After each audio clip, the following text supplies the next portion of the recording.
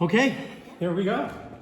Hello everybody. Welcome back to another Wednesday concert here at Valley College. Nice to have you all here. For those of you watching on video a little bit later, I'm very excited to have the string quartet behind me, the Eclipse Quartet. I've heard them play many years ago and have a relationship with them for a long time. Sarah and Maggie and Alma. Maybe they'll introduce themselves in a little bit. But I'm really excited because we've heard another string quartet this semester that played much more traditional or the greatest hits sort of thing, to give sort of an introduction to the string quartet. So the Eclipse Quartet, though, is going to play contemporary music for you today. And they're going to talk about later on that process. We'll ask them a question or two about the process of having a work written specifically for them, which is, in the case, one of the pieces you're going to hear was written for this quartet. So without me going on any further, I'll turn it over to them. And if we want to start with a few comments, and then we'll enjoy the concert. Thank you so much for having us here. So we're the Eclipse Quartet. I'm Sarah Thornblade. This is Sarah Parkins, both violinists. Alma Fernandez is viola, and Maggie Parkins cello. And yes, they are sisters. And twins, in fact. This is an exciting year for us as a quartet because we've been playing together for 20 years. It's our 20th anniversary, and we're preparing for a big 20th anniversary concert. And so we thought today we would share with you a few selections from that concert that we're working towards. We don't have enough time to play everything on that program for you today, but we thought we'd give you sort of maybe extreme tastes, basically, of what we're doing. So our quartet, we play only contemporary music. We like to work with living composers primarily, but we have a few sort of relative golden oldies that we like to play as well in our repertoire. And in fact, our 20th anniversary concert has two pieces that were written for us on the program. And then one by a more established composer who we really admire, and one by a young composer who we think very highly of. And we're going to play his piece for you after this first piece. So the first piece is by this composer. His name is Fred Frith. Fred is he's a pretty iconic guitar player. He does a lot of improvisation, and it definitely comes, I think, out of maybe the soul and roots of rock and roll a little bit. And he's also a composer. And we got to know him through an affiliation up in Oakland at Mills College. Fred teaches there, teaches composition. And he contacted us a couple months ago. We've been going up to Mills for about 10 years. And he said, about 7 years ago, I started running you guys a string quartet, and I've decided to finish it. And we said, well, perfect timing, because it's our 20th anniversary. So I thought we would play 5 movements from a 12-movement piece that he wrote for us. And these 12 movements are miniatures, and each one has a very distinct character. So what I thought I'd do is tell you a little bit about each movement, we play the movement, and then sort of give you things to listen for. So the first movement is maybe sort of what I consider like the seeds of the composition. It's a fairly simple texture where you have sort of a single line, which focuses a lot on sort of intervals and contours. So we move in stepwise motion, sometimes in a big leap. And it's often the other members of the quartet add in sort of texture to this solo line. And then in the middle of all this, there'll be these sort of heavy rhythmic driving, we think of it as kind of rock and roll interjections. And then the movement ends with sort of the sound that sounds like maybe like a siren going off to the distance or a beeping. And this music will come back later on when we play the 5th movement in our group of selections. But I just thought I'd let you know that this is where it all begins, basically.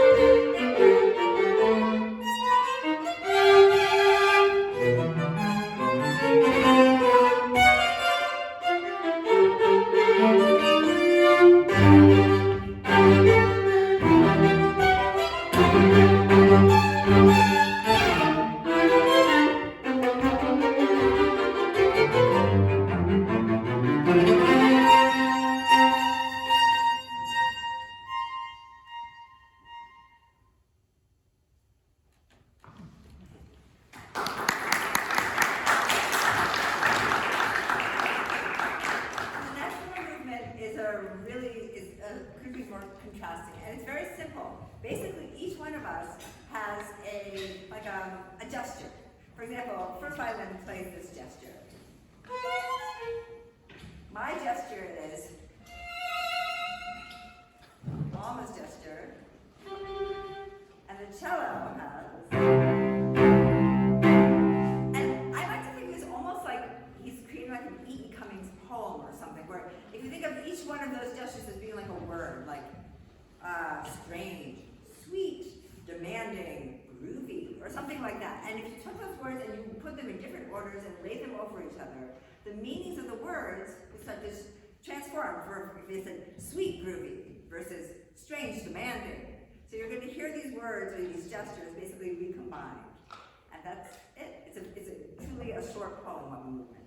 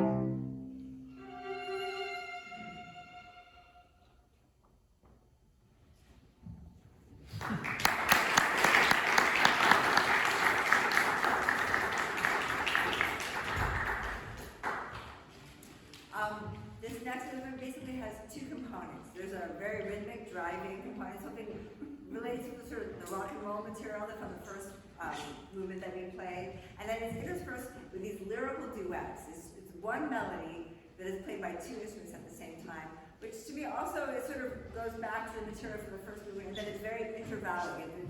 The expression of it is going to be about the shape of the notes going up and down, and how the tension those intervals create with each other.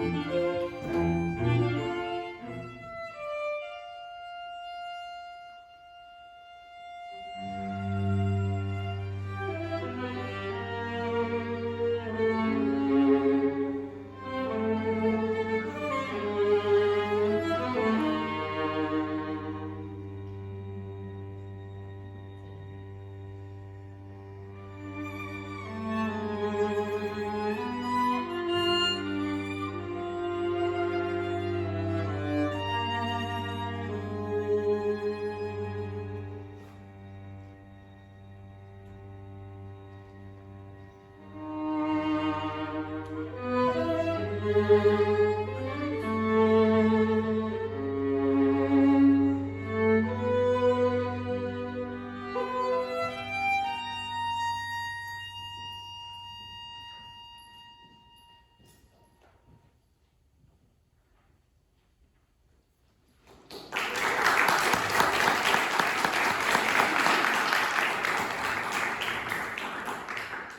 fourth one we're going to play for you, I'll just say that it's interesting to us because of the way he organizes it. It starts off where basically we're all sort of free agents. And it's going to sound like that for a little while. It's going to like we have no relationship to each other. And then we sort of come together and he organizes the group in two duets. And then those relationships sort of flip and move around the material that we're playing. But you'll notice mostly it's one part played shared by two people and another part shared by two people sort of interacting. And then by the end, it's become a solo with accompaniment. And you'll hear at the end the three of us playing accompaniment and Alma playing a viola solo, which I think definitely shows Fred's background as being an electric guitarist. It's sort of like telling me she's using the whammy bar at one point, and it's pretty wild in its character. Also noteworthy, in the beginning of this movement, it's a combination of switching back and forth from pizzicato to the bow, so there's a lot of sort of logistical things to be had.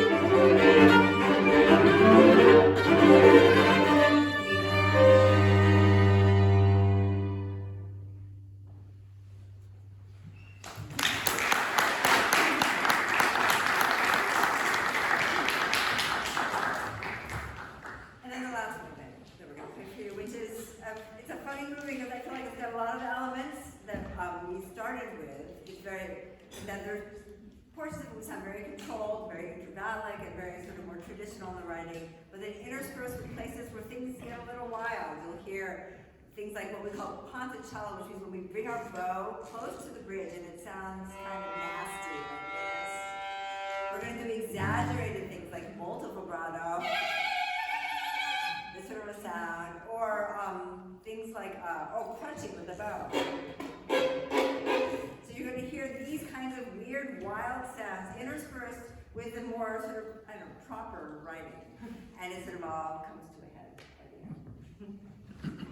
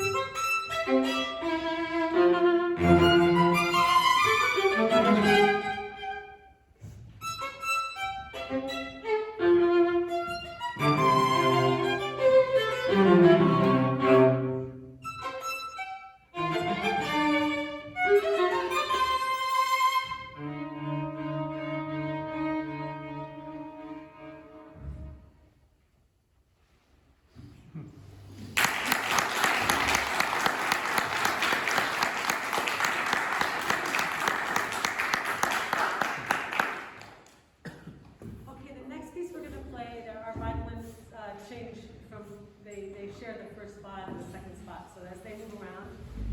This is written by a violinist composer. He's Turkish, he's living in the States right now. He went to USC as a grad student. And Ali John, his name is, and he was really experimenting around the time of this piece with how to find new sounds for the string quartet. And this, he uses the vehicle of the string quartet to kind of experiment with different kinds of sounds. So you're going to hear a lot of noisy sounds, okay? Sounds that are kind of like, what? You know, just big, giant, noisy sounds that are contrasted with more conversational, more kind of quieter tones, all right? So in the first movement, which is called Prelude, so this is about a 10, 12-minute piece, and all the movements flow into each other. So there's the first movement is the Prelude. And in the Prelude, you hear this wild, I just love the way he describes it. He says, wildly intense, pressured, and chaotic. All right, and then in the less noisy section, he says, very calm and conversational. So he contrasts these sounds. You're gonna hear some interesting sound effects. One thing that you'll hear is something called a wood gliss. And that's when I take the wood of the bow, the back, not the hair part, but the wood part, and he just does this. He does this. He does it both ways. And he also adds a whistle to go with it, so it goes. So that's something you'll hear a lot in the first movement, the wood bliss sound. There's knocking on the instrument, there's a lot of moving the bow placement. That ends very quietly in the first movement. It goes into something called a chorale, which we think about singers singing in a chorale, right? In this case, the singers are a percussive technique that he calls traveling wood bow. So a chorale usually is like sort of slow chordal movement, and we all are playing the same chord, but instead of doing it by doing sustained bow, we do it with this. So what he does is he, in addition to our playing chords with our left hand, which is what we always do, he does a sound like this. Do you see how there's a subtle change of pitch? Right? So in addition to our left hand making chords, there's this other element of the placement of the hit. And so we have the whole quartet playing this, what he calls traveling wood bow sound in the second movement. That gives way to a cadenza in the violin where she's trilling, and then she introduces another, and then she introduces, we all do this other effect with the bow called a bow hair gliss, where we just move the bow across the string like this. And it has kind of an airy sound. Then there's something called an interlude, which he marks annoyed and very uncomfortable. All right, so that's a tremolo. It's mostly a tremolo movement with no specified pitches. We're just kind of, again, kind of really chaotic movement. He does some more wood bliss in there. And then the star of the piece really is the lamento. And this he describes as very spiritual and improvisational. And it's, I don't know if it harkens back to his folk roots of Turkey, but it's a very, there's a duet in the violin, the two violins, where there's drone notes and this crazy, he calls it a crazy first finger vibrato. So it almost sounds like someone is crying or is really upset about something. And so it's a beautiful, and he uses hand claps in here for the other two instrumentalists. And we break it to sort of a folk dance. In between these sort of wailing, moaning duets, you're going to see a folk dance, and you'll know we're dancing because we're going to be clapping and moving our legs and stuff like that. Yeah, so he describes it ceremonial, almost like a tribal dance. All right, and that gives way to some noisy sounds again, starting at the last movement. So we hope you enjoy this piece. We love it.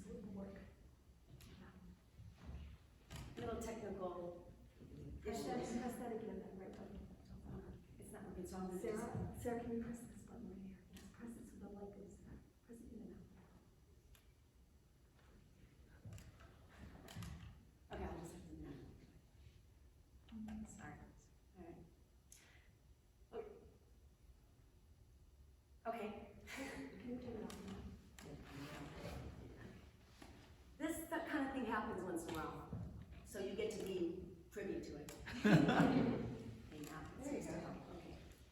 Okay. Technology is supposed to help us.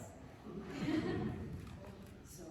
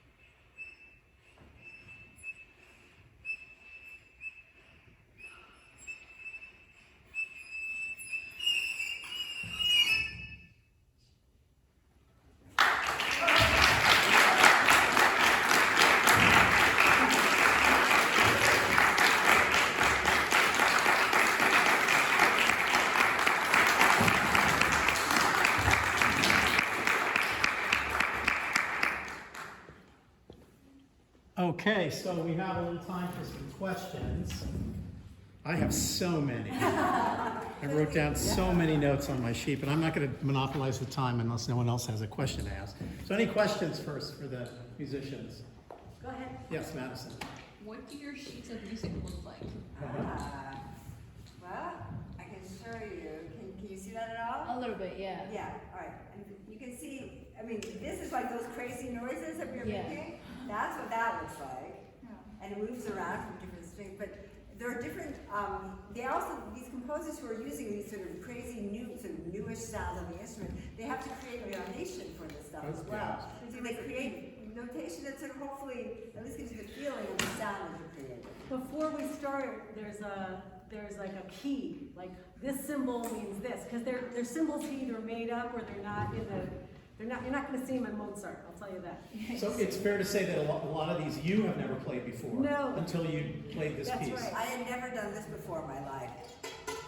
I really like doing it. I need to practice it a little bit more, but it's fun. And in fact, because we see a lot of keys like this with composers, but in fact, we asked him to make us some videos. We said, you know, we're not, the words don't describe it. Could you, he sent us several videos saying, oh, that wood bliss should sound like this, and this is like, Yeah. since he's a violinist. Interesting. That was a related question. Like, how do you decide, well, how am I going to do this? Yeah. Or if you're doing it together, do you agree on how to do it? Or so you get a video from Well, them. like the whistling thing, I mean, I'm a terrible whistler, but Maggie's like a virtuoso. Yeah. So you let her do the whistle part. I mean, yeah, we're working it out. And I was really hoping that you were going to say that technical glitch was written in the score. Oh. That would have been That awesome. worked, yeah. You can borrow that if you Yeah. want. I think Piece that'd be of so performance cool. art. Well, that was part of it. Did you have a question? Little John Cage moment. Yes, Yeah. question. Since you have cello, violet, and viola, is it the same chords or different chords you guys play in the song? Well, Is it different for all three of you, or? our tuning of our instruments, you mean? Like, I mean, we Same all as have, Mozart. I mean, these two instruments have the same we were using the same tuning you would use for anything, like more traditional music.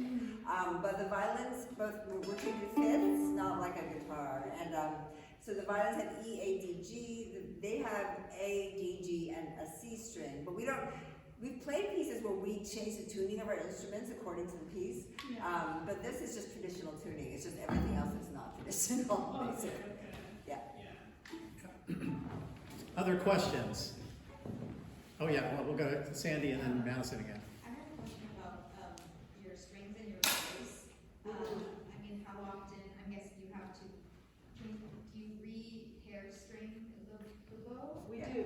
We get our bows re-haired regularly, and in the case of this, in playing a piece like this, we all use our other bows. Our bows that it doesn't matter how much you bang them up and stuff like that, because we wouldn't do that with our really good Mozart bows. Yeah. Yeah. Yeah. Actually, this bow is carbon fiber, so it's almost indestructible. Yeah, so I I know. feel like I can whack it on anything. This is my new music bow. It's great.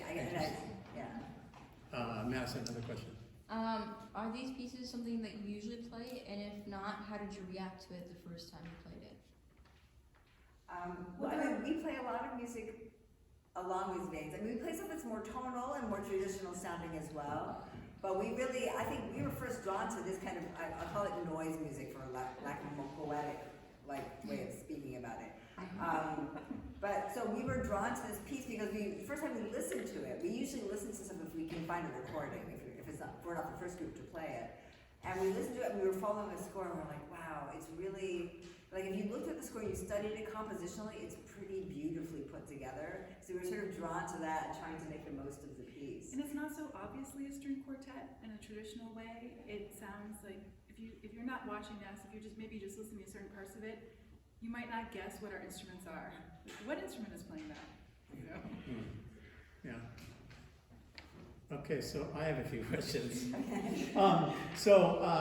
One you answered about these extended techniques. Some of them you've never done before, so that was one of the questions I had. So part of the group here is from a music appreciation class, and we started out the whole semester talking about like what is music, and listening to Cowell and John Cage and junkyard music and whatever, deciding is it music, is it not? And so since you've been doing this for 20 years, and one of my side questions is what's the secret to staying together for 20 years?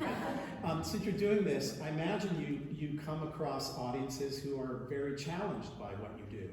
And we try and be, hopefully we all try and be very respectful of musicians who come and have spent a lot of time preparing this and whatever, but music like this can make people uncomfortable, it can make them laugh, it can make them want to walk out of the room, whatever. What advice might you have to an audience when they're, for lack of a better word, confronted with music like this for the first I time? wanted to remind everyone that in Beethoven's day, he was very much ridiculed for his music. People thought it was wild and crazy, and even though people recognized that he was who he was, clearly a genius in the house, his music didn't get great reviews, and so it's interesting just if you put it in time, the music, the composers of the day not really feeling appreciated, but with legacies like that, composers need to find new voices. They need to find new ways of communication. I mean, there's only one Beethoven, one Brahms, you know what I mean? So, and I don't know that Ali John is a Beethoven, but we appreciate his, as an instrumentalist composer, we really appreciate his attempts to find new sounds. I also think that I try to, when I go to hear something new that I've never heard before and it's a little overwhelming, I sometimes try to just sit back and observe, what am I feeling? Like, how does music making me feel? Because often these new textures, these new sounds, even though some of them are hard, like, the world is changing all around us, and the world we live in moves faster, is noisier, like, is a reflection of the world that these composers live in, that they write it this way. So they're trying to communicate something about how the world they live in makes them feel. So sometimes I go back to the emotional, and then I also sometimes, if it's chamber music particularly, I go back, I look at the interpersonal. I'm always interested to see who's making what sound and what happens after they make that. Like, there's events happening. That's why I was talking a lot in the Frizz about there's duets, there's solos. It's like, just to see, like, we're organizing ourselves in different ways, and that to me is a beautiful reflection of life, like how we see each other, how do we pass casually, is it a loving, long-term relationship, like all these different things that sort of are symbolized in the music. And I like to see that on the stage when I'm watching. Interesting. So when you're rehearsing a piece, are you having conversations like this? Like, I feel in this section this, and rather than we're going to go, presto here, and what's the quarter note equal to, or whatever. Yeah, it's more about the feelings that you have, and are you feeling the same thing? And related to my question about how do you make 20 years, so what happens when there's disagreement on those things? I feel this, no, I feel this, you're wrong. Or is it sisters? How do sisters have a fight during the day and then have to play in a concert at night? Yeah. I don't know. Well, the system of a string quartet is like any other sort of family unit. It takes a lot of patience, and if there's a disagreement, well, let's try both. Let's see which one works. That's usually, when you were asking about two people going head to head with a disagreement, we try to just try both ideas. Like, both ideas are valid. Like, especially in this music, no one's ever played it before. No one knows, right? There's no standard. And sometimes when we do them back to back, then usually one person's like, actually, I think your way sounds better. Like, once you try it, something sort of comes to the top. Or we don't have to decide right away. Often we just- Yeah, let's sit on it. Let's sit on it. Okay, we agree to disagree, and we'll come back to it. It's like therapy. So my last question, we just have a couple minutes, related to commissioning a work. So the first piece was commissioned, you commissioned it, or he already told you he was working on it and then you just accepted it? So in that case, let's say he told you this and then he delivers it to you and you don't like it. That's a good question. What do you do? How do you, is there a back and forth? Is there conversations with, can we talk about this movement? Or what are you going for here? Can you change it? Is that a common practice? Yeah. Is that? We had actually one movement already in Fred's piece where we were like, oh, this is really like not working out logistically for us, and he rewrote it for us and sent us a new version of it. We had a Zoom with him where he listened to us play parts of it. And so it's that's part of why we love working with living composers, is because it is a back and forth, and it can be sort of tailor-made to the needs of the group. In this case, he dedicated something that he'd already written for us, but there have been times where this composer we're like, wow, we really like their music. And then we reach out to them, and that's a commission where we offer to pay them or find some grant money to pay them or that sort of thing. And then sometimes in those cases, they'll come to us and say, well, what are you looking for? Okay. Sometimes it's even, what part of the program are you thinking? Is it an opener? Is it an ender? Or is it, what are you trying to show us? Like, we had one piece that we played coming out of COVID, out of lockdown, where she really, and we said, well, it's gonna be the first piece of the first live concert we play after not playing for people for 2 or 3 years. So that really influenced the way she introduced the voices, and so, yeah. Interesting. Okay, yeah, one last question, Christina. Have any of you been interested, do you compose music, or are you interested in doing it? Is that something that any of you may want to do in the future? Not really. I mean, I'm always interested, but like, who has time? We have done a fair amount of, we play a lot of music where there's free areas. We had to do some free improvisation.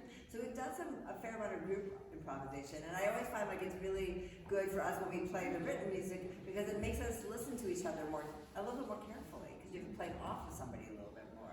So, but we've never actually set pencil to paper. So Maggie and Jeff, our husband played group together. I mean, there is some element where we're not full-time composers, but we're open to those possibilities. And especially when music has a section where it says open, then it allows us to improvise.